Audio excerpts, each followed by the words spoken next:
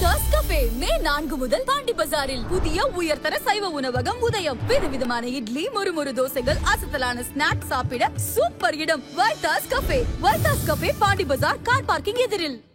Summer வந்தாச்சு. What's your plan for this holiday? எங்க கிட்ட விட்டுருங்க, நாங்க பாத்துக்கிறோம். GT Holidays.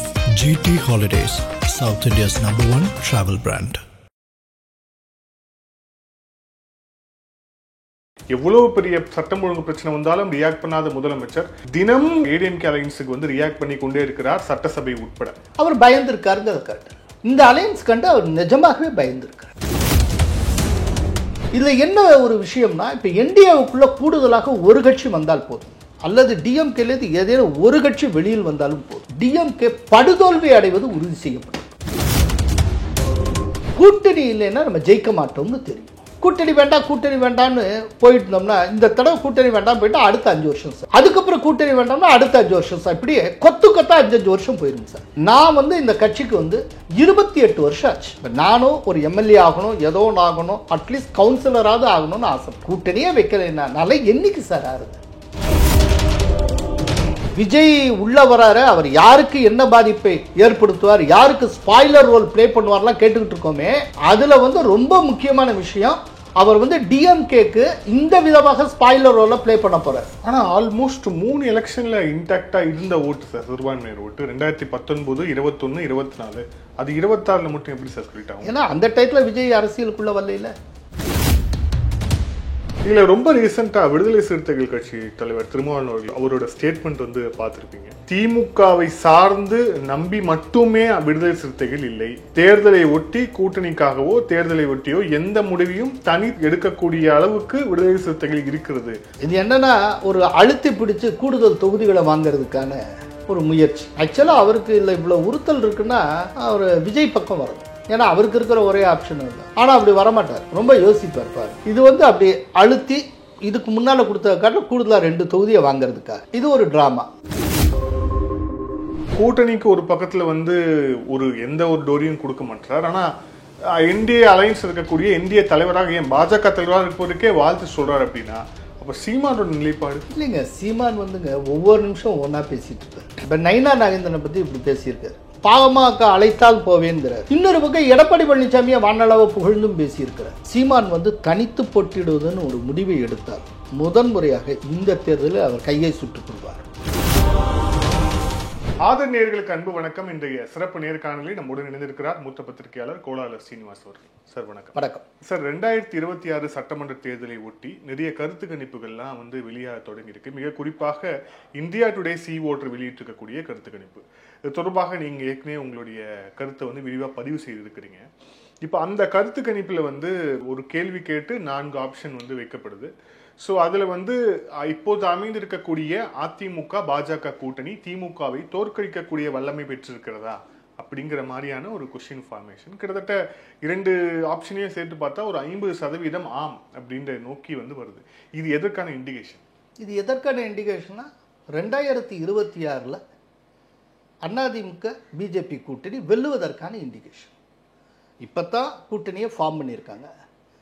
ஃபார்ம் பண்ணி ஒரு 2 வாரம் ஆயிருக்கா, அவ்வளோதான் வந்திருக்கு. அதுக்குள்ள களத்தில் ஒரு பெரிய மாற்றம் அது வந்து இந்த சர்வே மூலமாக இண்டிகேட் ஆகுது. அதில் வந்து 3 விதமான கேள்வி இருந்தது. ஒன்று என்னென்னா, இந்த ஏடிஎம்கே பிஜேபி கம்பைன் டிஎம்கே கூட்டணியை வீழ்த்துமா, இன்னொன்று அந்த ஏடிஎம்கே பிஜேபி கூட்டணியை லீட் பண்ணக்கூடிய திறன் எடப்பாடி அவர்களுக்கு இருக்கா, எந்த அளவுக்கு அவருடைய லீடர்ஷிப் வந்து இஃபெக்டிவாக இருக்குது, அப்புறம் எடப்பாடி பழனிசாமி இந்த மாதிரி லீட் பண்ணுறது எந்த அளவுக்கு சக்ஸஸ்ஃபுல்லாக இருக்கும், இந்த விதமாக கேட்டிருந்தாங்க. இந்த 3லையுமே மோர் தென் 50% என்டிஏ ஸ்கோர் பண்ணியிருக்கு. இதில் ஒரு சில இதில் டிஎம்கே வெறும் 35% தான் இருக்குது, 35, 38 அவ்வளோ. மீதி வந்து கருத்து சொல்ல விரும்பவில்லை அப்படியெல்லாம் இருக்குது. இன்னும் 1 வருஷம் இருக்குது, மறந்துடக்கூடாது. 1 வருஷத்துக்கு முன்னால் ஜஸ்ட் இப்படி ஒரு கூட்டணி ஏற்பட்டு விட்டது அப்படிங்கிற இந்த ஒரு மெசேஜை இவ்வளோ பெரிய கெமிஸ்ட்ரியை களத்தில் உருவாக்கியிருக்கு அப்படிங்கிறதா விஷயம். இது வந்து ரொம்ப ஒரு என்கரேஜிங் நோட் என்டிஏவுக்கு. அதனால் இன்னொன்று அமித்ஷாவும் சரி மோடியும் சரி அவங்க குறி வச்சிருக்கிறது இதற்கு மேலும் திமுக விட்டு வச்சிடக்கூடாது. வர்ற தேர்தலில் திமுக ஆட்சிக்கு வந்து விடவே கூடாது அப்படின்னு அவங்க நினைக்கிறாங்க. ஏன்னா ஒரு வாரத்துக்கு முன்னால் வந்த அந்த தீர்ப்பு உங்களுக்கு தெரியும். உச்ச நீதிமன்ற தீர்ப்பு எவ்வளோ பெரிய தர்ம சங்கடத்தை மத்திய அரசுக்கு உருவாக்கியிருக்கு.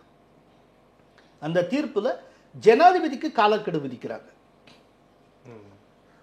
ஸோ ஜனாதிபதியை நீதிமன்ற வரம்புக்குள்ளெல்லாம் கொண்டு வராங்க. இது ரொம்ப ஒரு ஆபத்தான ஒரு விஷயம். அப்படிங்கிறப்போ இதில் பலவிதமான சர்ச்சை இருக்குது. பட் இன்டர்பிரிட்டேஷன்ஸ் எப்படின்னா, நீதிமன்றம் என்பது இப்போ பார்லிமெண்ட்டு, அப்புறம் அதிகாரம், அதாவது பார்லிமெண்ட் அண்ட் எக்ஸிக்யூட்டிவ், இதனுடைய வரம்புக்குள்ள ஜுடிஷியரி தன்னுடைய காலை வைக்க தொடங்கியிருக்கோ, உள்ள நுழைய பார்க்கிறதோ. ஏன்னா இந்த மூணுக்கும் ஒரு தனித்தனியாக லக்ஷ்மண் ரேகா இருக்குது. அந்த மூணு தனித்தனியாக தன்னுடைய கடமைகளை செய்து கொண்டு இருக்கின்றன. இது ஒன்று இன்னொன்னுடைய அதிகார வரம்புக்குள்ளே நுழைஞ்சால் அது பிரச்சனையாகும். இப்போ உச்ச நீதிமன்றம் கொஞ்சம் அதீதமாக செல்லுகிறதோ அப்படிங்கிற ஒரு பார்வை ஏற்பட்டிருக்கு. இப்போ அந்த பார்வையுடைய வெளிப்பாடு தான் ஜெகதீப் தங்கர் அண்மையில் காரசாரமாக பேசினது. நீங்கள் கேட்டிருப்பீங்க. அதில் ரொம்ப முக்கியமான ஒரு விஷயத்தை முன்வைக்கிறார். டெல்லி ஹைகோர்ட்டில் நீதிபதியாக இருந்த ஒருத்தர் வீட்டில் கட்டுக்கட்டாக பணம் இருந்திருக்கு. திடீர்னு தீப்பத்தி எரிஞ்சு அது கருகி இருக்கு. அது எவ்வளவு பணம் இருந்ததுங்கிறதுக்கு ஆளாளுக்கு மீடியாவில் ஒன்று சொல்கிறாங்க, 100 கோடின்லாம் சொல்கிறாங்க. பட் எவ்வளவுன்னு நமக்கு தெரியாது. இது எவ்வளோ பெரிய சீரியஸான விஷயம். இவ்வளோ பெரிய சீரியஸான விஷயம் நடந்திருக்கிறப்போ எந்த நீதிபதியினுடைய அதிகாரபூர்வ இல்லத்தில் இந்த சம்பவம் நடந்ததோ அந்த நீதிபதி மேலே ஒரு எஃப்ஐஆர் கூட கிடையாது. நீதிபதிகள் எஃப்ஐஆருக்கு அப்பாற்பட்டவர்கள் கிடையாது. இந்தியாவில் 2 பேர் மேலே தான் ஒரு எஃப்ஐஆர் ஃபைல் பண்ண முடியாது. ஒன்று ஜனாதிபதி, இன்னொன்று கவர்னர். துணை ஜனாதிபதி உள்பட எவர் மேலேயும் நீங்கள் எஃப்ஐஆர் ஃபைல் பண்ண முடியும். அப்படின்னா உச்ச நீதிமன்ற நீதிபதிகள் எவ்வாறு எஃப்ஐஆரிலிருந்து விதிவிலக்கு பெறுகிறார்கள்? இப்போ இந்த விஷயத்தை பற்றி விசாரிக்கிறதுக்கு 3 நீதிபதிகள் கொண்ட கமிட்டி ஃபார்ம் ஆகிருக்கு. இப்போ அவர் கேட்குறாரு, எந்த விதியின் கீழே இந்த 3 பேர் கொண்ட கமிட்டி? இப்போ இதே போல் ஒரு சாமானிய நீதிபதி இருந்தால் அதை கவனிக்கிறதுக்கு நீங்கள் ஒரு கமிட்டியெல்லாம் ஃபார்ம் பண்ணுவீங்களா? ஒழுங்காக எஃப்ஐஆர் போடுவீங்க, போலீஸ் விசாரணைக்கு வந்துடுவீங்கள்ல. இப்போ உங்களுக்கு மட்டும் என்ன அதீதமான ஒரு சலுகை? எந்த விதியின் கீழே இந்த கமிட்டியை நீங்கள் ஃபார்ம் பண்ணியிருக்கீங்க? இந்த கமிட்டி யார்கிட்ட ரிப்போர்ட் பண்ணும்? இந்த கமிட்டியுடைய அதிகாரபூர்வ தன்மை என்ன? இப்படியெல்லாம் நிறைய போயிருக்கு. ஸோ இவ்வளோ பெரிய குழப்பத்தை உருவாக்கினது திமுக போட்ட வழக்கில் தான் இந்த தீர்ப்பு வந்தது. அப்போது மோடி, அமித்ஷா எல்லாரும் என்ன நினைக்கிறாங்க அப்படின்னா, இதற்கு மேலே இப்படியே போயிட்டு இருக்க முடியாது. இன்னொன்று திமுகவுடைய பொதுவான அணுகுமுறை, அது எல்லாத்துலேயும் ஒரு பிரிவினைவாத அப்ரோச் ஒன்று தெரியுது. அது 1962க்கு முந்தைய நிலையை நோக்கி போய்கொண்டு இருக்கிறது. அது எப்போ ஒன்றிய அரசுன்னு சொல்ல தொடங்கியதோ அதிலிருந்து இப்போது இந்தியா முழுக்க ஏற்றுக்கொள்ளப்பட்ட ரூபாய்க்கான சிம்பலையே மாற்றி ரூடு இவங்களா தனி சிம்பல் போடுற வரைக்கும் ஏதோ ஒரு விதமாக ஒரு சின்ன ஒரு அபரேஷன் ஒன்று இருக்குது. அதனால தேச நலன் கருதி திரும்பவும் திமுக வென்றுவிடக்கூடாது, அதை தடுக்கணும் அப்படிங்கிறாங்க. அதுக்காகத்தான் இந்த வலுவான கூட்டணியை அமைச்சிருக்காங்க. பட் இந்த கூட்டணி ஒர்க் அவுட் ஆகும் அப்படிங்கிறதுக்கான இனிஷியல் சமிக்கைகள் நமக்கு கிடைச்சிருக்கு. அதில் ஒன்று தான் இந்த சீவோட்டர்ஸினுடைய கருத்து கணிப்பு. இதில் முதலமைச்சர் திருவள்ளூர் கூட்டத்தில் பேசும்போது மிக கடுமையாக மத்திய அரசை நோக்கி கேள்வி கேட்கிறார். அதில் தமிழ்நாடு எப்போவுமே அவுட் ஆஃப் கண்ட்ரோல் தான், தமிழ்நாடை உங்களுடைய வரம்புக்குள்ள நீங்கள் சுருக்க முடியாது, தமிழ்நாடு எப்போவுமே அவுட் ஆஃப் கண்ட்ரோல், அமித்ஷா இல்லை எந்த ஷா வந்தாலும் ஒன்றும் பண்ண முடியாது அப்படிங்கிற அளவுக்கு முதலமைச்சர் பேசுகிறார். ஸோ அப்படி இருக்கும்போது இது முதலமைச்சரே நேரடியாக இந்த மாதிரி விஷயங்களை பேசும்போது அது எதை இல்லை, முதலமைச்சராக இருக்கிறவர் தானே திமுகவுடைய தலைவராகவும் இருக்கிறார், அவர் தான் இப்படி பேசி ஆகணும். ஆனால் இந்த வருத்தத்துக்குரிய விஷயம் என்னென்னா, தமிழ்நாடு டெல்லிக்கு அவுட் ஆஃப் கண்ட்ரோல்னு ஸ்டாலின் சொல்லி கொண்டு இருக்கிறார். உண்மை என்னென்னா தமிழ்நாடு ஸ்டாலினுக்கு அவுட் ஆஃப் கண்ட்ரோலாக இருக்குது. இப்போ அதுதான் பிரச்சனை. அவரால் எதையும் கட்டுப்படுத்த முடியலை, சட்டம் ஒழுங்கு கைமீறி போய்கொண்டு இருக்கிறது. என்னென்னா ஒரு சாதாரண பள்ளி மாணவர்கள் கூட படிக்கக்கூடிய சக மாணவனை அருவாளால் போடுறாங்க. அதுக்கு இடையில் என்ன இருக்குது அப்படின்னா ஜாதி பிரச்சனை. என்ன ஸ்டூடெண்ட் லைஃப்லேயே ஒரு ஜாதி, அதுக்காக வீடு புகுந்து தாக்குகிறார்கள். அதே போல் அண்ணா பல்கலைக்கழகத்தில் ஒரு படிக்கிற பல்கலைக்கழக மாணவி பாலியல் வன்புணர்வுக்கு ஆளாகிறார். கடைசியில் அந்த அந்த விஷயத்தில் யார் கிரிமினல் அப்படின்னு பார்த்தால் அவருக்கும் டிஎம்கேக்கு இடையில் ஏதோ ஒரு தொடர்பு இருக்கிறதா தெரிகிறது. அதே போல் இன்னொரு பக்கம் பார்த்தீங்கன்னா போதைப்பொருள் கடத்தல் முன்னை காட்டில் ரொம்ப விசிபிளாக தெரியுது. அது தொடர்பாக ஒருத்தரை தூக்குறாங்க, அவர் பேர் சாதிக்கு அப்படிங்கிறாங்க. கடைசியில் அவர் யாருன்னு பார்த்தா திமுகவுடைய ஒரு நிர்வாகியாக இருக்கிறார், ஆஃபீஸ் பேரர்ஸில் ஒன்று. அவர் ஏதோ ஒரு கூரியரை பயன்படுத்தி அந்த கூரியர் மூலமாகவே ரெகுலராக தன்னுடைய போதைப் பொருளை அனுப்பி வந்திருக்கிறார். அந்த கூரியருக்கு சொந்தக்காரர் யாருன்னு பார்த்தா அவர் திமுகவுடைய ஆஃபீஸ் பேரராக இருக்கார். என்னது சட்டவிரோதமான செயல்கள் எல்லாத்துலேயும் ஏதோ ஒரு இடத்துல திமுக ஒட்டி ஒட்டி வந்து கொண்டே இருக்கிறது. இது எதையுமே ஸ்டாலினால் தடுக்க முடியலை. எல்லாமே விஷயம் தெரிஞ்சு பேப்பரில் வந்ததுக்கப்புறம் நியூஸாக ஆனதுக்கப்புறம் அதன் மேலே ஏதோ நடவடிக்கை எடுக்கிறாங்க. முன்கூட்டியே அவரால் அறிய முடியலை. ஸோ டோட்டல் தமிழ்நாடு அவருக்கு அவுட் ஆஃப் கண்ட்ரோலில் போயிட்டுருக்கு. சரி, பக்கத்தில் அவர் கூடவே அமர்ந்திருக்கிற அமைச்சர்கள் அவருடைய கட்டுப்பாட்டில் இருக்காங்களா? அது கிடையாது. இது அவருடைய கட்டுப்பாட்டில் இல்லைங்கிறத ஸ்டாலினே ஒரு தடவை ஒப்புக்கொண்டு இருக்கிறார். ஒரு பொதுக்கூட்டத்தில் பேசுகிறப்போ ஸ்டாலின் சொல்கிறாரு, எந்த அமைச்சர் என்ன பிரச்சனையை எப்போ கொண்டு வருவார்னு எனக்கு தெரியலை, இதை பற்றி கவலைப்பட்டு என்னால் நைட்டு ஒழுங்காக தூங்கவே முடியலை, என் உடம்பை பார்த்தாலே உங்களுக்கு தெரியும் அப்படின்னு ரொம்ப ஒரு கவலையோட வருத்தத்தோடு அவர் சொன்னார். இப்போ கடைசியாக பொன்முடி பேசியிருக்காரு. அவர் பேசினதை நம்மளால் திரும்ப ரிப்பீட் கூட பண்ண முடியாது, அவ்வளோ கேவலமாக பேசியிருக்காரு. சரி, அவர் அவ்வளோ மோசமாக பேசியிருக்கிறார் அப்படிங்கிறத ஜஸ்டிஃபை பண்ண டிஎம்கேயால் முடியலை. அதனால தான் திமுக கட்சி சார்ந்த பொறுப்பிலிருந்து அவர் நீக்கப்பட்டு இருக்கிறார். ஆனால் ரொம்ப ஆபாசமாக பேசின ஒருத்தர் கட்சி பணியில் இருக்கக்கூடாதுன்னா அமைச்சர் பதவியில் மட்டும் எப்படி இருக்கலாம்? அது என்ன லாஜிக்குன்னு தெரில. அவர் அமைச்சர் பதவியிலேருந்து போக சொல்ல முடியலை. இவர் தான் முதல்வர், இவர் தான் கட்சியின் தலைவர். இல்ல, அதுக்கு கனிமொழி ஒரு பதில் சொல்லியிருக்காங்க. ஒரு தப்புக்கு ஒரு பனிஷ்மெண்ட் தான், நீங்க 2 பனிஷ்மெண்ட் கேட்குறீங்க அப்படின்னு சொல்றாங்க. இல்லை, இது ஒரு தப்பு இல்லைங்க. அதாவது பொன்முடி தொடர்ந்து தவறு செய்து கொண்டே இருக்கிறார். இன்னொன்று, பொன்முடி இந்த மாதிரி பேசினது அப்படிங்கிறது ஒரு ஒன் டைம் அக்கேஷன். அதில் தற்செயலாக பேசினா இது ஒரு தவறு அப்படின்னு பார்க்க முடியாது. பொன்முடியோட மைண்ட் செட்டே அப்படி இருக்கு. பொன்முடியோட மைண்ட் செட் இது இவர் தப்பா இல்லையாங்கிற விஷயம் இல்லைங்க, இது தப்பு இல்லைங்கிற விஷயம் இல்லை. அதாவது ஒருத்தர் திடீர்னு திருடிட்டான், அந்த இடத்துல திருடிட்டான்னா உடனே அவனுக்கு ஒரு பனிஷ்மெண்ட் தராங்க, அந்த ஒரு திருட்டுக்கும் ஒரு பனிஷ்மெண்ட் அப்படின்னு. இது அந்த விதமான கிரைம் அல்ல, அவருடைய மைண்ட் செட்டே, அவர் மைண்ட் செட்டே கரப்டாக இருக்கு. நல்லா புரிஞ்சுக்கணும். இப்படி சிந்தனை செய்யக்கூடிய, இப்படி திங்க் பண்ணக்கூடிய ஒருத்தர், இந்த விதமான சிந்தனை கொண்டு இந்த விதமாக பேசக்கூடிய ஒருவர் பொறுப்பான பதவியில் இருந்தால் என்ன ஆகும்? இதுதான் விஷயம். இந்த மாதிரியான மைண்ட் செட்டில் இருக்கிற ஒருத்தரை நம்பி நீங்கள் அமைச்சர் பொறுப்பை கொடுக்க முடியுமா? அவர் எங்கே இருந்தால், எனக்கு அவர் மைண்டு கரப்டாக இருக்கு. மைண்டு கரப்டானதை வெறும் குற்றச்செயல், ஒரு கிரைம்னு மட்டும் புரிஞ்சுப்பீங்களா? இப்படிப்பட்ட ஒரு மைண்ட் செட் இருக்கக்கூடிய ஒருத்தட்ட ஒரு மனிதரை நம்பி ஒரு அமைச்சர் பொறுப்பை நீங்கள் கொடுக்க முடியுமா தான் என் கேள்வி. ஆனால் என்ன, ஸ்டாலினால அவர் வெளியில் போகணும்னு சொல்ல முடியலையே. சரி, உச்ச நீதிமன்றம் எவ்வளவு கடுமையாக செந்தில் பாலாஜி விஷயத்தில் பேசியிருக்கு. அவர் அமைச்சராக இருந்தால் சாட்சிகளை கலைத்து விடுவார்னு நாங்கள் ஐயப்பட்டோம், அதனால ஜாமீன் கொடுக்காமலே இருந்தோம். உடனே அவர் ரிசைன் பண்ணுகிறார், ஜாமீனை பெறுகிறார். ஜாமீன் பெற்ற அடுத்த நாளே அமைச்சராகிறார். அவர் அமைச்சரா பதவியில் தொடர போகிறாரா இல்லையா என்பதை உறுதி செய்து எங்களுக்கு சொல்லுங்கள் அப்படின்னு ரொம்ப காட்டமான துணியில் உச்சநீதிமன்றம் கூறியிருக்கிறது. சரி, இந்த அளவுக்கு உச்சநீதிமன்றம் பேசியிருக்குல்ல, உச்சநீதிமன்றத்தின் மீது மதிப்பு வைத்து செந்தில் பாலாஜி அமைச்சர் பதவியிலிருந்து விலக்கி இருக்க வேண்டாமா ஸ்டாலின்? அதிமுகவிலிருந்து வந்த செந்தில் பாலாஜி இன்னைக்கு டிஎம்கே ஆட்டி படைக்கிற ஸ்டாலினால அவருக்கு எதிராக எந்த முடிவும் எடுக்க முடியலையே. ஏன்? அப்போ அமைச்சர்கள் உள்பட எல்லாருமே ஸ்டாலினுக்கு அவுட் ஆஃப் கண்ட்ரோல் தானே இருக்காங்க.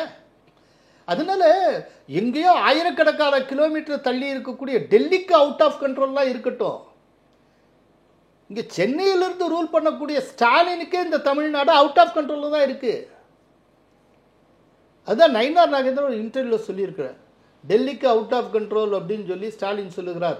2026 இந்த தமிழ்நாடு ஸ்டாலினுக்கு அவுட் ஆஃப் கண்ட்ரோல் ஆயிரும் அப்படின்னு அவர் சொல்லியிருக்கிறார். இல்லை, இந்த ஏடிஎம்கே அதுக்கப்புறம் பிஜேபி அலைன்ஸ் சம்பந்தமாக நிறைய விமர்சனங்கள், அதை ஒட்டி விவாதங்கள் தொடர்ச்சியாக போயிட்டு இருக்கு. என்னன்னா, ஃபர்ஸ்ட் இந்த அலைன்ஸ் வந்தா உருப்படாது, இது வந்து ஜெயிக்காதுன்னு சொல்லிட்டு இருந்தவங்க இப்போ வந்து அதுக்கப்புறம் வந்து கூட்டணி ஆட்சின்னு சொல்றாங்க, கூட்டணி ஆட்சி சரி வருமா அப்படிங்கிற அந்த விவாதத்தை நோக்கி நகர்ந்திருக்கிறார்கள். இது ஆக்சுவலா அதுக்கப்புறம் வந்து தொடர்ச்சியாக எதுக்குமே ரியாக்ட் பண்ணாத முதலமைச்சர், எவ்வளவு பெரிய சட்டம் ஒழுங்கு பிரச்சனை வந்தாலும் ரியாக்ட் பண்ணாத முதலமைச்சர் தினம் ஏடிஎம்கே அலைன்ஸுக்கு வந்து ரியாக்ட் பண்ணி கொண்டே இருக்கிறார், சட்டசபை உட்பட. ஸோ இது எல்லாம் எதை காட்டுகிறது? அவர் பயந்துருக்காருங்கிறத காட்டுது. இந்த அலையன்ஸ் கண்டு அவர் நிஜமாகவே பயந்துருக்கிறார். நேற்றைக்கு வரைக்கும் திரும்பவும் 2026 நம்ம ஜெயிச்சிருவோம் அப்படின்னு நம்பிக்கையோடு இருந்தவர் இன்னைக்கு அந்த நம்பிக்கை குறைந்திருக்கிறது. அவர்கிட்ட ஒரு பதற்றம் இருக்கிறது, ஒரு டவுட் இருக்கு, இந்த தடவை திரும்ப வருவோமா அப்படின்னு. இன்னொன்று, டிஎம்கேக்குன்னு ஒரு பாரம்பரியம் உண்டு. கலைஞர் தலைமை பொறுப்பு ஏற்றதிலிருந்து இந்த 69 அந்த காலகட்டம் இப்போ வரைக்கும் டிஎம்கே தொடர்ச்சியாக 2வது முறை வென்றதே கிடையாது. இப்போ ஸ்டாலின் என்ன நினைச்சிருந்தாருன்னா, இந்த சைக்கிளை நம்ம பிரேக் பண்ணி காட்டணும்னு நினைச்சிருந்தார். இந்த சைக்கிளை ஒரு பிரேக் பண்ணணும்னா அது ஒரே ஒரு விஷயத்தை சாதிச்சா மட்டும்தான் முடியும். என்னன்னா, எதிர்த்தரப்புல யாரும் சரியான முறையில் ஒன்று சேர்த்து விடக்கூடாது. ஸோ ஒரு டிவைடட் அப்போசிஷன் அப்படிங்கிறத மெயின்டைன் பண்ணினால் அவர் சக்சஸ்ஃபுல்லாக வந்துடுவார். ஆனால் அவருடைய நம்பிக்கை பாழாகிவிட்டது. ஒரு வருஷத்துக்கு முன்னாலேயே அமித்ஷா ரொம்ப ஒரு சாணக்கியத்தனமாக அதிமுகவை என்டிஏவுக்குள்ளே கொண்டு வந்து விட்டார். இதை எதிர்பார்க்கலாம், இதெல்லாம் நடக்காது அப்படின்னு நினச்சிருக்காங்க. அதனால அவங்க பதற்றம் அடைஞ்சிருக்காங்க. சரி, அதோடு மட்டுமல்ல, இப்போ ஸ்டாலினை டைம்ஸ் ஆஃப் இந்தியாவுக்கு கொடுத்த பேட்டியின் மூலம் பிஎம்கேக்கு இடமில்லை அப்படிங்கிறத உணர்த்தி இருக்கிறார். அப்போ பிஎம்கேயும் இப்போ என்டிஏல் தான் தொடரப்போகிறது, அப்படித்தான் தொடரும் நினைக்கிறேன். பட் இன்னொரு பக்கம் பிஎம்கேயோட யார் பேச்சுவார்த்தை நடத்திட்டு இருக்காங்க அது தெரியும். இப்போதைக்கு பிஎம்கே வந்து என்டிஏல் தான் தொடரும், அதுக்கு தான் வாய்ப்பு. அப்படிங்கிறப்ப ரொம்ப ஒரு வலுவான கூட்டணியாக இது இருக்கிறது. இதில் என்ன ஒரு விஷயம்னா, இப்போ என்டிஏவுக்குள்ளே கூடுதலாக ஒரு கட்சி வந்தால் போதும், அல்லது டிஎம்கேலேருந்து ஏதேனும் ஒரு கட்சி வெளியில் வந்தாலும் போதும், டிஎம்கே படுதோல்வி அடைவது உறுதி செய்யப்படும். நான் ஸ்டாட்டிஸ்டிக்கலாக சொல்கிறேன். ஒரு கட்சி வந்தாலும் போதும், ஒரு கட்சி அல்லது வெளியில் வந்தாலும் போதும், இல்லாட்டி ஒரு கட்சி என்டிஏவுக்குள்ளே புதுசாக உள்ளே சேர்ந்தாலும் போதும், டிஎம்கே படுதோல்வி அடையணும். நாங்கள் இப்போ சர்வேல கண்டக்ட் பண்ணிகிட்டு இருக்கோம். அதில் நிறைய விஷயங்கள் நிறைய தெரிய வருது எங்களுக்கு. அதனால டிஎம்கே நிஜமாகவே பதற்றத்தில் இருக்கிறது. அவங்க ஒரு கனவுல இருந்தாங்க. இந்த அடுத்து வரக்கூடிய 2026 வந்துட்டு கொஞ்ச காலம் கழிச்சுட்டு டக்குன்னு அப்படியே உதயநிதி ஸ்டாலினுக்கு முதல்வர் பதவியை கொடுக்கணும், அவருக்கு முடிசூட்டிடணும் அப்படிங்கிற மாதிரி ஆசைப்பட்டாங்க. எப்படி அமைச்சராக்கிட்டு அப்படியே வர்றப்பே டக்குன்னு துணை முதல்வர் ஆக்கினாங்களோ அதே போலவே அவரை கொண்டு வந்துட்டு அவங்க ஜெயிச்சிட்டாங்க அப்படின்னா 1 வருஷமோ 6 மாதமோ ஸ்டாலின் இருந்துட்டு அப்படியே அவரை துணை முதல்வராக இருக்கிறவரை முதல்வராக்குவது, இந்த மாதிரிலாம் அவங்களுக்குள்ள ஒரு ஐடியா இருக்கிறதா நம்ம கேள்விப்படுறோம். இப்போ அந்த பிளான் எல்லாமே தவிடுபடியாக இருக்கு. ஸோ இந்த 1 இயரும் அவங்க என்ன செய்வாங்க அப்படின்னா, எப்படியாவது இந்த கூட்டணிக்குள்ள குழப்பத்தை உருவாக்குவதற்கு பார்ப்பார்கள். இன்னொன்று, அவங்களுக்கு நிறைய மீடியா பார்ட்னர்ஸ் உண்டு அறிவாலயத்துக்கு. அந்த மீடியா பார்ட்னர்ஸ் மூலமாக அந்த விதமான சிந்தனைகளை அவங்க தொடர்ந்து பம்ப் பண்ணிக்கிட்டே இருப்பாங்க. இல்லை, அந்த மீடியா பார்ட்னர்ஸ் சொல்லக்கூடிய நிறைய விஷயங்கள்ல ஒரு முக்கியமான ஒரு நாலு விஷயங்கள் சொல்றாங்க, அதுக்கான பதில் எதிர்பார்க்கிறேன். ஒன்று, அதிமுக தலைவர்கள், அதிமுக தொண்டர்கள் இந்த கூட்டணியை விரும்பவில்லை அப்படின்ட்டு அவங்க வந்து சொல்றாங்க. ஏன்னா அதிமுக தலைமையை அமித்ஷா சரியாக நடத்தவில்லை, பாஜக அவங்களை வந்து ஆர்ம் ட்விஸ்ட் பண்ணியிருக்காங்க அப்படின்னு தொடர்ச்சியாக அந்த மீடியா பார்ட்னர்ஸ் வந்து பேசிட்டு இருக்கிறாங்க. 2வது விஷயம், இந்த கூட்டணிக்கு அப்படிங்கிறதுக்கு சிறுபான்மை ஓட்டு இருக்கவே இருக்காது.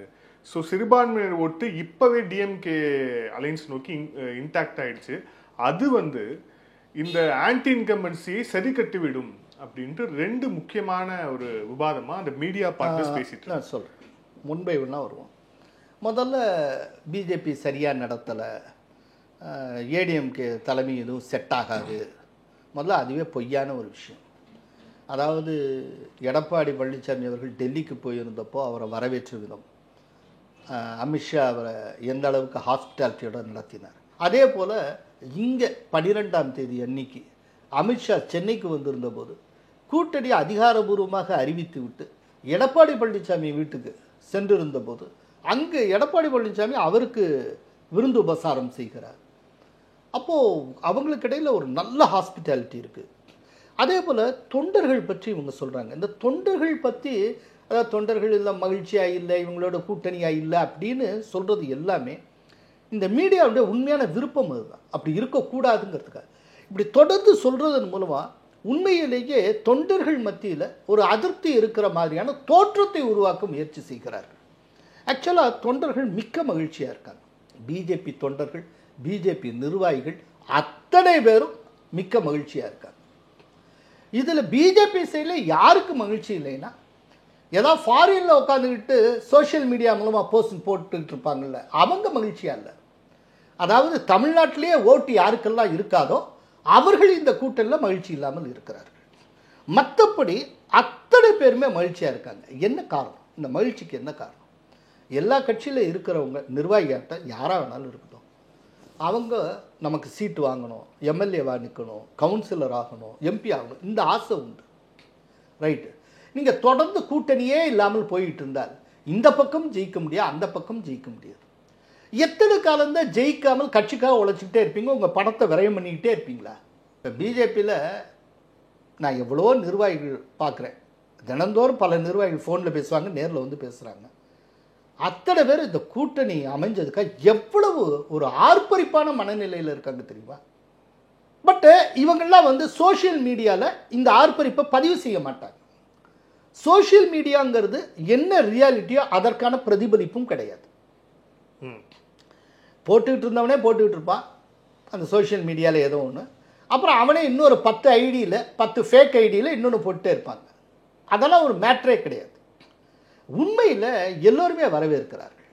இப்போது ஒரு பிஜேபியை சேர்ந்த ஒரு நிர்வாகி, பேர் வேண்டாம், அவர் வந்து மாநில அளவில் ஒரு பொறுப்பில் இருக்கக்கூடியவர். அவர் என்கிட்ட சொல்கிறாரு, சார் கூட்டணி இல்லைன்னா நம்ம ஜெயிக்க மாட்டோம்னு தெரியும்.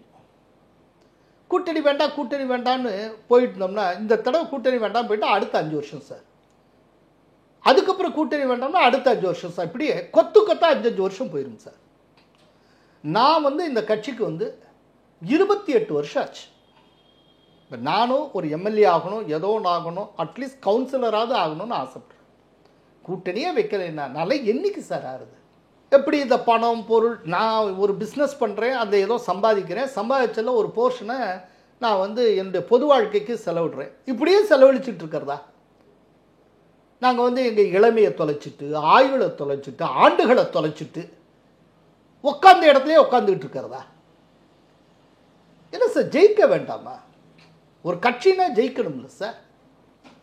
நாங்கள் எப்படி இப்படியே நிர்வாகியாக ஏதோ ஒரு இடத்துல இருப்போம், அது எங்களுக்கு இத்தனை டேர்ம் தான் இருக்க முடியும், அதுக்கப்புறம் நான் திரும்ப மெம்பராக மட்டுமே இருப்பேன், அப்படியே தேஞ்சு போயிடுவேன், இப்படியே போகிறதா? வருஷங்களை தொலைக்கிறதுக்கு தான் நாங்கள் உட்காந்துக்கிட்டு இருக்கோமா? என்னைக்கு சார் ஜெயிக்கிறது? கூட்டணி இருந்தால் தானே சார் ஜெயிக்க முடியும். அருமையான முடிவு எடுத்திருக்காங்க சார் அப்படின்னு சொல்லி ரொம்ப மகிழ்ச்சி பொங்க சொன்னார். அவர் பேரை சொன்னால் எல்லாருக்கும் தெரியும்.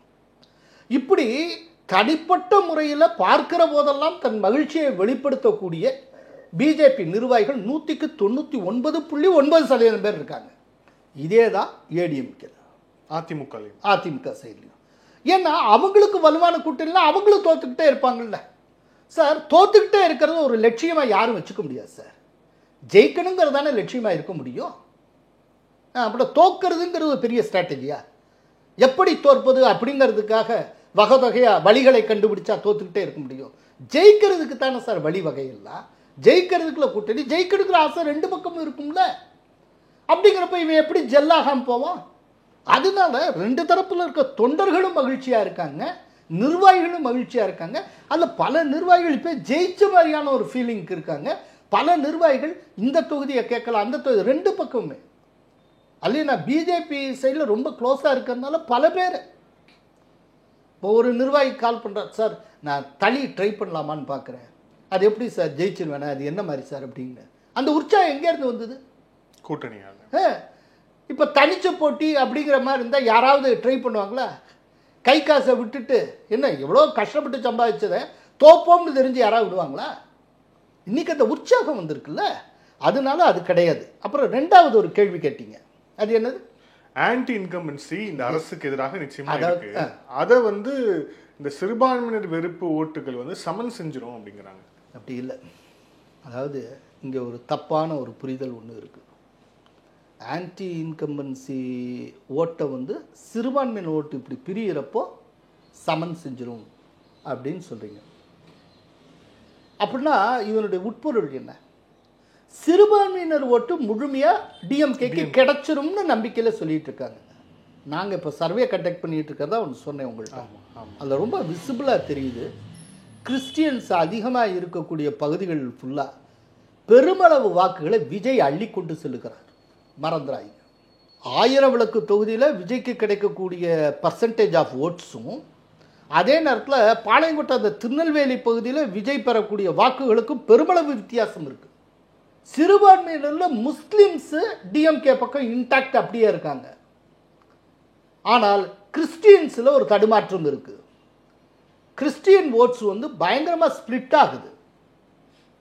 அதனால கடந்த முறை கிடைத்தது போலவே சிறுபான்மையினர் ஓட்டு இன் டோட்டோ அப்படியே டிஎம்கேக்கு பேக்கெட் ஆகும் யாரும் சொல்ல முடியாது, உத்தரவாதம் கிடையாது.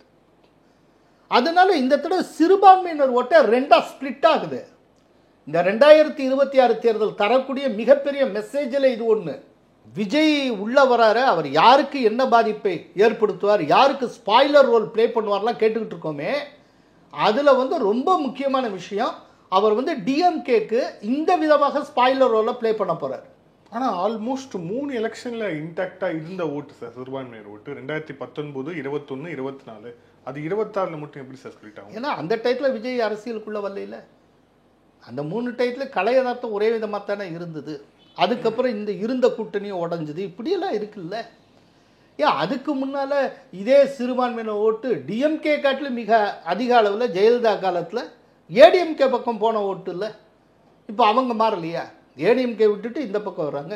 இப்போ இதை மட்டும் விட்டுட்டு அங்கே போகக்கூடாதா? அவர் என்ன வெறும் விஜய் இல்லை, ஜோசப் விஜய் ஆச்சே. அப்புறம் என்ன? அப்போ ஜோசப் விஜய் வந்து கிறிஸ்தவர்கள் காட்டி கொடுப்பார்களா? ஏன்னா நேரடியாகவே ஒரு கிறிஸ்தவர் ஒரு ஒரு மாஸ் பொலிட்டீஷியனாகவும் ஒரு மெயின் ஸ்ட்ரீம் பாலிடிக்ஸ்லேயும் இருக்கணும்னு கிறிஸ்தவர்களுக்கு ஆசை இருக்கும்ல. இப்போ இதுவரைக்கும் பெரிய தலைவர்களாக வந்திருக்கவங்க தமிழ்நாட்டில் யாருங்க? எல்லாருமே ஹிந்துக்கள் தான். தமிழ்நாட்டில் ஒரு மிக பெரும் தலைவராக ஏதேனும் ஒரு கிறிஸ்தவர் எமர்ஜ் ஆகியிருக்காரா? இப்போ ஆந்திராவில் ஜெகன்மோகன் ரெட்டி எமர்ஜானார். ஆனால் அவர் கூட ஜெகன்மோகன் ரெட்டிங்கிற ஹிந்து பெயரை வைத்துக்கொண்டு ஆனால் கிறிஸ்தவராக இருந்தார். அவர் வந்து ஒரு கிரிப்டோ கிறிஸ்டியன், ரைட். அவர் பேரில் வந்து அந்தோனினோ ராபர்ட்னோ மாற்றிக்கல, பேரில் வந்து அவர் இந்துவை போல காட்டிக்கொண்டார். பட்டு விஜய் வந்து அந்த விதத்தில் பரவாயில்லை, தான் ஒரு கிறிஸ்தவருங்கிறதே காட்டிக்கொண்டவர். லெட்டர் பாடலே ஜோசப் விஜய் என்று போட்டவர். அப்படிங்கிறப்போ ஒரு மாஸ் லீடரா, ஒரு மெயின் ஸ்ட்ரீம் பாலிடிக்ஸில் ஒரு முக்கியமான தலைவரா, கிறிஸ்தவர்களே தமிழ்நாட்டில் இல்லை அப்படின்னு சொல்லப்படுற விஷயத்தை விஜய் மாற்றுவார் போல இருக்கு. அப்படிங்கிறப்போ விஜய்க்கு உதவி செய்யணும்னு கிறிஸ்தவர்கள் நினைப்பாங்களா? உதவி செய்யக்கூடாதுன்னு நினைப்பாங்களா? ஏன்னா அவங்களுடைய ரெப்ரசன்டேட்டிவ் ஒருத்தர் வந்து மாஸ் லீடராக வந்து அது அவங்களுக்கு பாதுகாப்பு இல்லை. அப்படித்தானே கிறிஸ்தவர்கள் பார்ப்பாங்க. இன்னைக்கு வரைக்கும் நீங்கள் நல்லா யோசிச்சு பாருங்க, சிறுபான்மையினர் அவங்களுக்கு ஆதரவாக இவங்களுக்கு ஆதரவாலாம் கேட்குறீங்க. ஆனால் சிறுபான்மையினர் யாரை ஆதரித்தாலும் சரி, இன்னைக்கு வரைக்கும் ஏதோ ஒரு ஹிந்துவைத்தான் ஆதரித்து வந்திருக்கிறார், ஒரு ஹிந்து தலைவரை தான் ஆதரித்து வந்திருக்காங்க. இன்னைக்கு வரைக்கும் தமிழ்நாட்டில் ஒரு மாஸ் லீடராக ஒரு கிறிஸ்தவரோ முஸ்லீமோ வந்ததுண்டா? இல்லை. அப்படிங்கிறப்போ ஒரு கிறிஸ்தவர் இன்னைக்கு வர்றாரு அப்படின்னா, அப்போ இப்படி ஒரு வாய்ப்பு இயற்கையாகவே எழுதுகிற போது அந்த வாய்ப்பை கிறிஸ்தவர்கள் தவற விடுவார்களா? ஆனால் அதில் இன்னொன்று பார்க்குறாங்களே, வின்னபிலிட்டி. அதாவது பாஜக அதிமுக, பாஜக வரக்கூடாது அப்படிங்கிற மைண்ட் செட்டோடு இருக்கக்கூடிய சிறுபான்மையினர் பாஜக அதிமுக கூட்டணியை வீழ்த்தக்கூடிய வல்லமை பெற்ற யார் இருக்காங்களோ அவங்களுக்கு தான் ஓட்டு போடுவாங்க அப்படின்னு சொல்கிறாங்க. ஸோ வல்லமை பெற்ற அப்படின்னு அவங்க செஸ் பண்ணுற, எதுக்கு செஸ் பண்ணுறாங்கன்னா திமுகவை நோக்கி தான் அது போகும். இல்லை, அந்த இடத்துல ஒரு சின்ன சிக்கல் இருக்கு. என்ன அப்படின்னா, ஜெயிக்கிற கட்சின்னு ஒன்று சொல்லுவோம். ஆமாம், மக்கள் மத்தியில் பேசுவாங்க, இந்த ஜெயிக்கிற கட்சி இதாங்கப்பா ஜெயிக்கிற கட்சி அப்படின்ட்டு ஆட்டோமேட்டிக்காக அந்த ஜெயிக்கிற கட்சி பக்கம் போடுவோம் அப்படின்னு போடுவாங்க. ரைட்டா? இன்னும் 1 இயர் இருக்குது. இப்போவே வரக்கூடிய சிம்டம்ஸ் வந்து ப்ரோ என்டிஏ சிம்டமாக வருது தேர்தலில். அதுவும் இப்போ தான் சீல் ஆகிருக்கு ஒரு கூட்டணி, அதுக்குள்ளேயே ஒரு அருமையான சிம்டம் வர ஆரம்பிச்சிருக்கு. அப்படிங்கிறப்போ நாளாக கடைசி 6 மாதம் இல்லாட்டி கடைசி இன்னொரு 3 மாதம் இருக்கிற டயத்தில் ஒரு ஜெயிக்கிற கூட்டணி அப்படிங்கிற ஒரு தோற்றத்தை என்டிஏ உருவாக்கிடுச்சுன்னு வைங்க, ஏடிஎம்கே உருவாக்கியாச்சுன்னு வைங்க. அப்போ இதுதான் ஜெயிக்கிற கூட்டணி அப்படிங்கிறப்போ டிஎம்கேக்கு ஓட்டு போட்டு பலன் இல்லைங்கிற ஒரு சூழ்நிலை உருவாகுமானால் அவர்களுடைய ஓட்டு யாருக்கு போகும்? நான் டிஎம்கேக்கு ஓட்டு போட்டும் புண்ணியம் இல்லைங்க, ஜெயிக்கிற கட்சி இதுதாங்க, நான் தீர்மானிச்சிட்டேன், அப்படி தான் தெரியுது இப்போ சூழ்நிலையை பார்த்தா. அப்படிங்கிறப்போ எங்கால ஒருத்தர் மாஸ் லீடராக வந்துட்டு போட்டோம், பெரிய தலைவராக வரட்டும், இன்னைக்கு இல்லைனாலும் நாளைக்கு எதிர்காலத்தில் முதல்வராக மாட்டார்னு என்ன நிச்சயம்? ஒரு கிறிஸ்தவனான ஜோசப் விஜய் வந்து தமிழகத்தின் முதல்வர் ஆகட்டுமே, இதை கிறிஸ்தவர்கள் யோசிக்க மாட்டாங்க. இன்னொன்று, கிறிஸ்டியன் பாப்புலேஷன் வந்து ஒரு வெல் எஜுகேட்டட் பாப்புலேஷன்.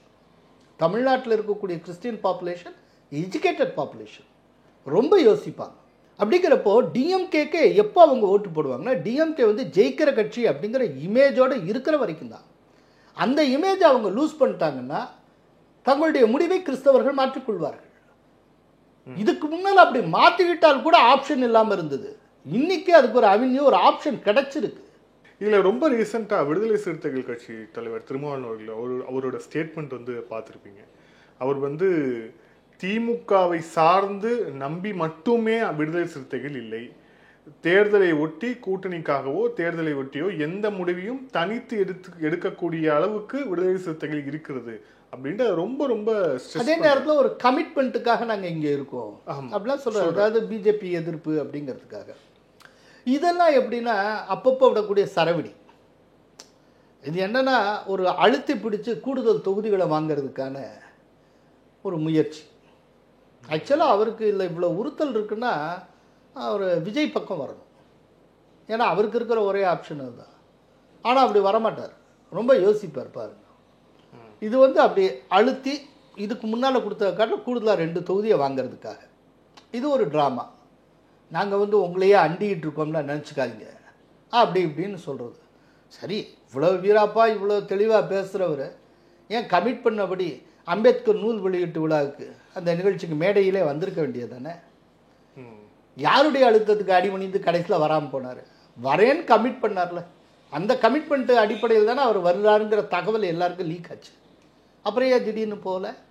இதெல்லாம் சும்மா பாய்ச்சல் காட்டுறது. ஆனால் ஜஸ்ட் இந்த 2 தொகுதி 1 தொகுதிக்காக. ஆனால் திமுக கூட்டணியை விட்டு வெளியேறக்கூடிய அளவுக்கு அந்த முடிவு இருக்காதுன்னு நினைக்கிறேன். இருக்காதுன்னா எந்த அளவுக்கு விஜய் சைடில் அவரை கன்வின்ஸ் பண்ணுறாங்கங்கிறத பொறுத்து இருக்கு. விஜய் சைட்லேருந்து ஒரு பட்டாளம் இப்போ ஒர்க் பண்ணிகிட்டு இருக்கு. விஜய் சைடில் அவங்க வந்து ஒரு சில செங்கலை டிஎம்கே கூட்டில் உருவணுங்கிறதுக்கு பார்க்குறாங்க. அப்புறம் இப்படியும் இல்லாமல் அப்படியும் இல்லாமல் தத்தளிச்சுட்டு இருக்கக்கூடிய ஒரு சில பேரை ஒரு சரியாக ஒரு டெசிஷன் எடுக்க அவங்கள இந்த பக்கம் கொண்டு வரணும், கலட்டி மாட்டணும்னு பார்க்குறாங்க. அது ஒன்று போயிட்டுருக்கு, பார்க்கலாம். இப்போ நம்ம தொடர்ச்சியாக நேர்காணலில் சீமான் தொடர்பாக பேசிகிட்டே இருந்தோம். அதாவது சீமான் இந்தியாவை நோக்கி வரக்கூடும் அப்படின்னு சொல்லிட்டு. ஆனால் சீமான் அவர்கள் இப்போ வரைக்கும் அந்த விஷயத்துக்கு வந்து பிடி கொடுக்கவே இல்லை. ஆனால் 2 விஷயம் நடந்திருக்கு ரொம்ப சிக்னிஃபிகண்ட்டாக. ஒரு இடத்துல தமிழக பாஜக தலைவராக தேர்ந்தெடுக்கப்பட்டிருக்கக்கூடிய நயினார் நாகேந்திரனுக்கு வாழ்த்து தெரிவிக்கிறார். அதுவும் வந்து என்னோட மாமா நயினார் நாகேந்திரன் சொல்லிட்டு ஒரு உறவு முறை பேரை வச்சும் வந்து கூப்பிடுறார். 2வது விஷயம், என்டிஏல இருக்கக்கூடிய பாமக அவங்களுடைய அந்த சித்திரை திருவிழாக்கு ஒருவேளை ஐயா பெரிய ஐயா என்னை அழைத்தால் நான் போய் பேசுவேன் அப்படின்னு சொல்றார். ஸோ கூட்டணிக்கு ஒரு பக்கத்தில் வந்து எந்த ஒரு டோரியும் கொடுக்க மாட்டார். ஆனால் என்டிஏ அலைன்ஸ் இருக்கக்கூடிய என்டிஏ தலைவராக ஏன் பாஜக தலைவராக இருப்பதற்கே வாழ்த்து சொல்றாரு அப்படின்னா அப்போ சீமானோட நிலைப்பாடு இல்லைங்க. சீமான் வந்துங்க ஒவ்வொரு நிமிஷம் ஒன்றா பேசிகிட்டு இருப்பார். இப்போ நயினார் நாகேந்திரனை பற்றி இப்படி பேசியிருக்காரு, பாமக அழைத்தால் போவேங்கிறார். இன்னொரு பக்கம் எடப்பாடி பழனிசாமியை வானளவை புகழ்ந்தும் பேசியிருக்கிறார். நான் வச்ச கோரிக்கையில் அவர் ஏற்றிருக்கிறார். என்னுடைய பெரும்பாட்டன் முருகனுக்கு தைப்பூசத்துக்கு இதில் லீவே இல்லைன்னு இருந்தது, நான் தான் சொன்னேன், லீவை கொடுத்தாரு. அதே போல் இப்படி பல இதெல்லாம் செய்தது எடப்பாடி ஐயா அவர்கள் அப்படிலாம் அவரும் சொல்லியிருக்கிறார். இப்படிலாம் சொல்லியிருக்கார். அதே நேரத்தில் ஏடிஎம்கே தாக்கியும் அவர் பேசியிருக்கிறார். இப்படி எல்லா விதமாகவும் அவர் பேசுகிறார். ஆனால் கூட்டணின்னு வர்றப்போ கணக்கு வழக்கம் ரொம்ப முக்கியம். இந்த தடவை விஜய் யார் யாருக்கு பாதிப்பை ஏற்படுத்துவார் அப்படின்னு ஒரு கணக்கு பார்த்தீங்கன்னா அதில் ரொம்ப முக்கியமானது முதல்ல விஜயனுடைய கோர் ஓட்ஸ் எதுவாக இருக்குங்கிற ஒரு ஐடியாவுக்கு வாங்க. ஃபர்ஸ்ட் டைம் ஓட்டர்ஸ், ரைட், 18லேருந்து 30 வயதுக்குட்பட்ட இளைஞர்களுடைய வாக்குகள், பெண்களுடைய வாக்குகள், இதெல்லாம் விஜய் அள்ளிட்டு போகக்கூடிய வாக்குகளாக இருக்கும். அப்படி வர்றப்போ இந்த இப்படி அவர் இழுத்தார்னா, வாக்குகளை கொண்டு போனார்னா சீமானுக்கு மிகப்பெரிய பாதிப்பை ஏற்படுத்தும். ஏன்னா சீமானுடைய கோர் ஓட் பேங்க்கு இந்த ஃபர்ஸ்ட் டே ஓட்டர்ஸ், யங்ஸ்டருடைய ஓட்டர்ஸ். இன்னைக்கு சொல்கிறேன், சீமான் வந்து தனித்து போட்டிடுவதுன்னு ஒரு முடிவை எடுத்தால் முதன்முறையாக இந்த தேர்தலில் அவர் கையை சுட்டுக் கொள்வார். இதுக்கு முன்னால் அவர் போட்டியிட்ட ஒவ்வொரு தேர்தலும் முந்தைய தேர்தலை காட்டிலும் கொஞ்சம் கூட பர்சன்டேஜ் வாங்கிட்டே போனார். முதல் தடவையாக அவருடைய கிராஃபில் அந்த கிராஃப் வந்து கீழ் நோக்கி இறங்கும். 4% அதிகபட்சம் 4% மேலே போகவே முடியாது. ஏன்னா விஜய் கை வைக்கக்கூடிய வாக்குகளில் சீமானுடைய வாக்குகளும் உள்ளன. அப்படிங்கிறப்போ நாளைக்கு அவருடைய ஓட்டு கீழே இறங்கி 8% இருக்கிறது திரும்ப 4% வந்தாச்சுன்னா, அரசியலில் கீழே போச்சுன்னா திரும்ப நிமித்தி திரும்ப அதே இடத்துக்கு வர்றது ரொம்ப கஷ்டம். அதுக்கு புத்திசாலித்தனமாக அவர் வந்து ப்ராப்பராக ஒரு கூட்டணிக்குள்ளே வந்தார் அப்படின்னா அவர் ஜெயிக்கலாம். எத்தனை காலம் இப்படி தனிச்சே போட்டிட்டு ஒரு அரசியலை பண்ணிகிட்டு இருக்க முடியும்? சார், தமிழகத்துக்குன்னு ஒரு பொலிட்டிக்கல் கல்ச்சர் இருக்குது, ஒரு அரசியல் கலாச்சாரம் இருக்குது. தமிழகத்தில் இந்த விதமாகத்தான் நீங்கள் அரசியல் செய்ய முடியும் அப்படின்னு இருக்குது. அப்போ அதை ஃபாலோ பண்ணாமல் அதுக்கு கம்ப்ளீட்டாக ஆப்போசிட்டாக நீங்களாக உங்களுக்கு தோணுன ஒரு அரசியலை பண்ணிட்டு போனால் கால வெள்ளத்தில் தமிழகம் உங்களை தள்ளி வச்சிடும். நீங்கள் அதனுடைய அந்த அரசியல் கலாச்சாரத்துக்கு ஈயத்தானே போகணும். தமிழகத்தை பொறுத்தளவில் அரசியல் என்பதே கூட்டணி அரசியல் தாங்க. Tamil Nadu politics is nothing but alliance politics, politics of alliance. இதுதாங்க. இந்த உண்மையை அவர் புரிஞ்சுக்கணும். அப்படி இல்லைன்னா ரொம்ப மோசமான ஒரு பாதிப்பு அடைவார். அதுக்கப்புறம் அதுலேருந்து கட்சியை மீட்கிறது ரொம்ப கஷ்டமாயிரும். கேடர்ஸ் அவரை விட்டு போயிடுவாங்க, இல்லை நிர்வாகிகள் அவரை விட்டு போயிடுவாங்க. இது ரொம்ப பெரிய பாதிப்பை உருவாக்கும். நன்றி சார். பல்வேறு கேள்வி thank you sir. Thank you so much.